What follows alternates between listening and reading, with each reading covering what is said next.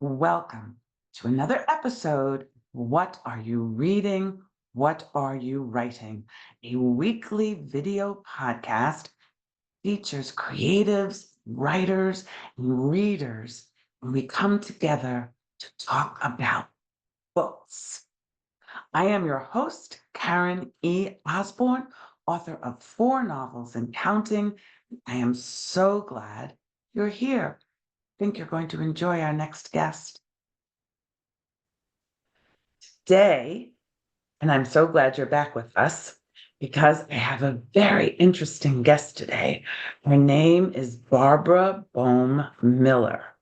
And wait till you hear what one reviewer said about her book. But first, let's say hello to her. Hey, Barbara. Hey Karen, thanks so much for having me. It's great to be here. I'm delighted that you're here.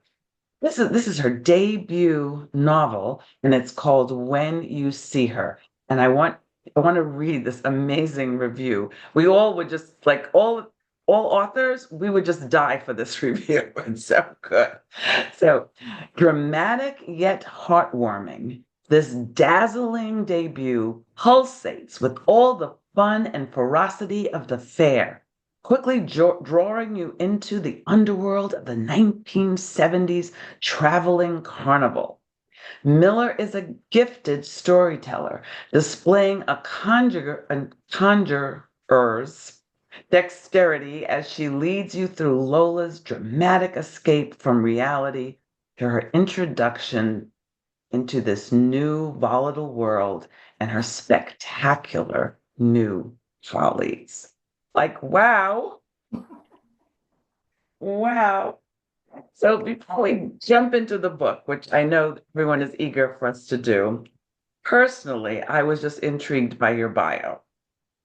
And one of the things it said was that you were a diplomatic translator. And I thought, what the heck is that? So could you just tell us a little bit about your job?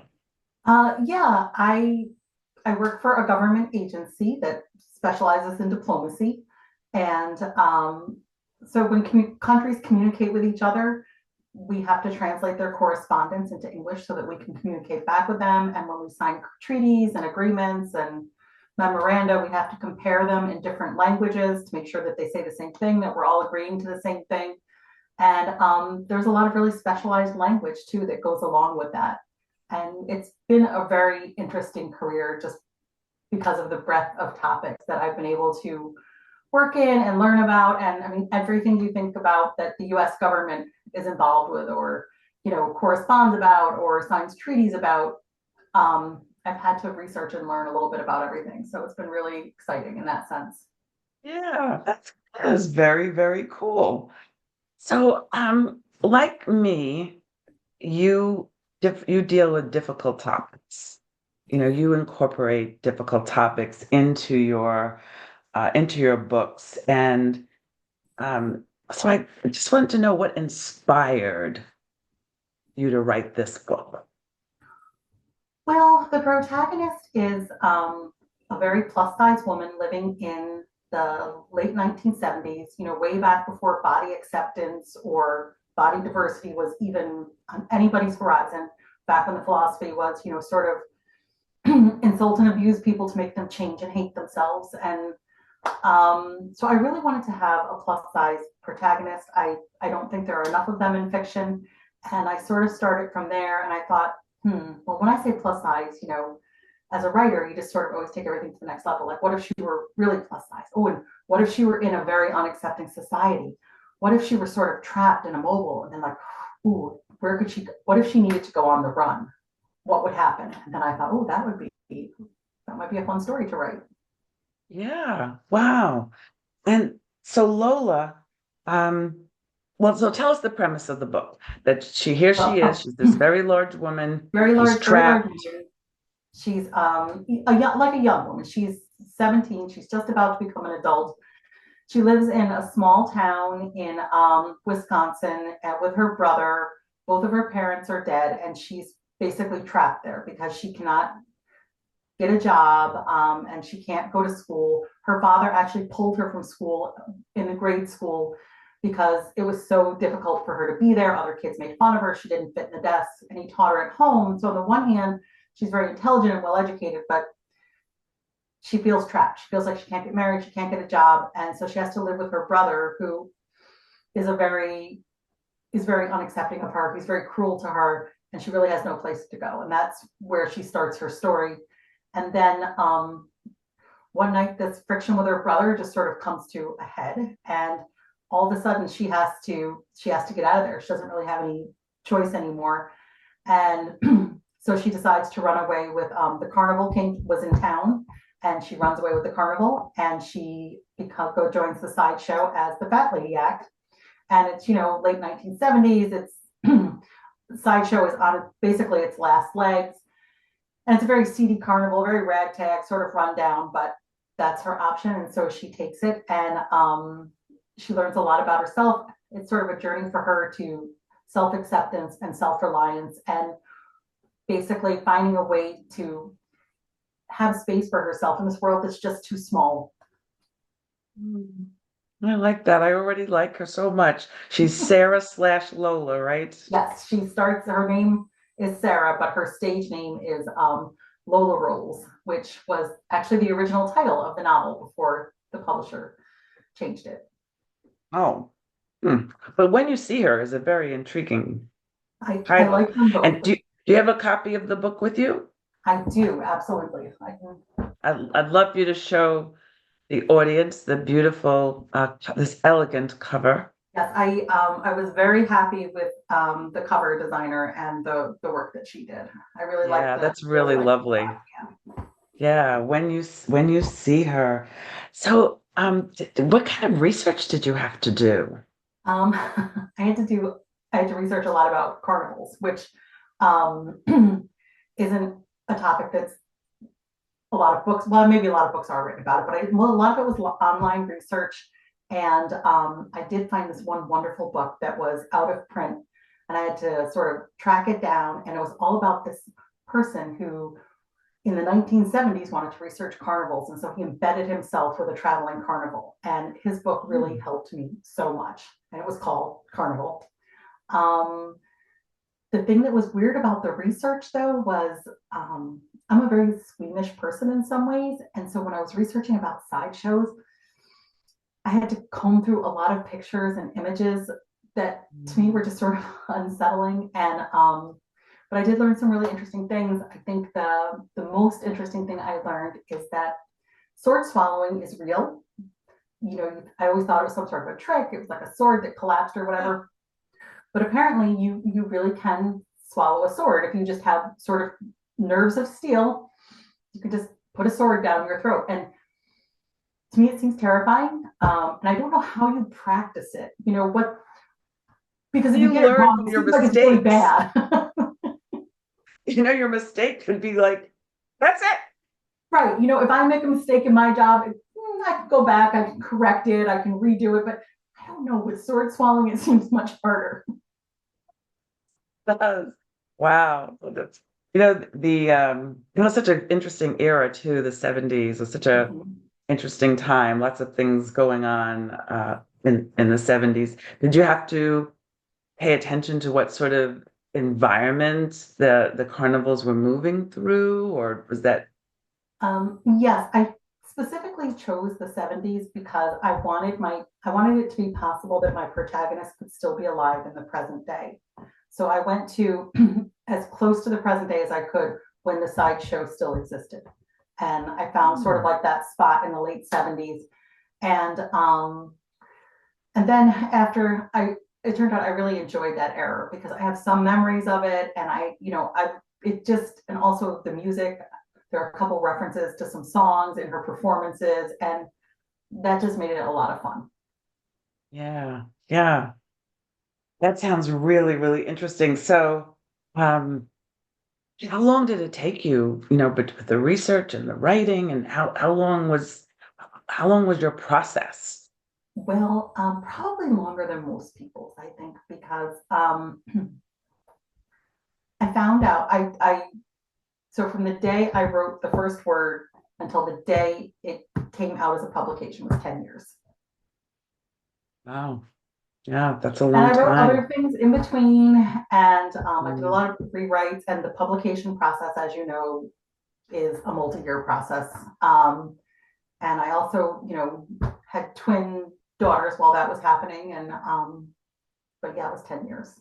Yeah, that's a long Book time. two So is you going work, much faster, yeah, I was thankfully. going to ask you, so you're working on anything now that's zipping along? Yes, I have book number two.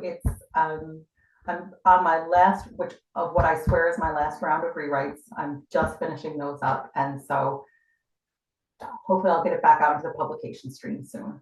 Yeah. Do you want to share anything about it? Sure, it's a story. It's set in the pandemic. It's very different than this first book, and it's a family. The father is a doomsday prepper.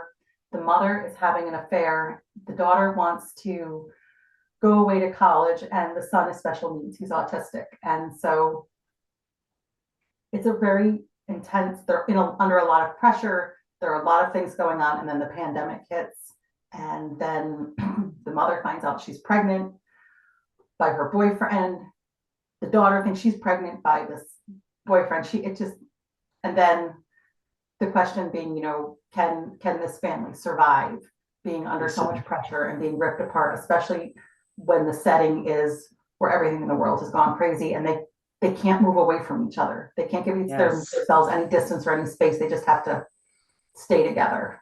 Yeah, I love family dramas. That sounds really intriguing. I know they're Yeah, much that better sounds to write than to live. true.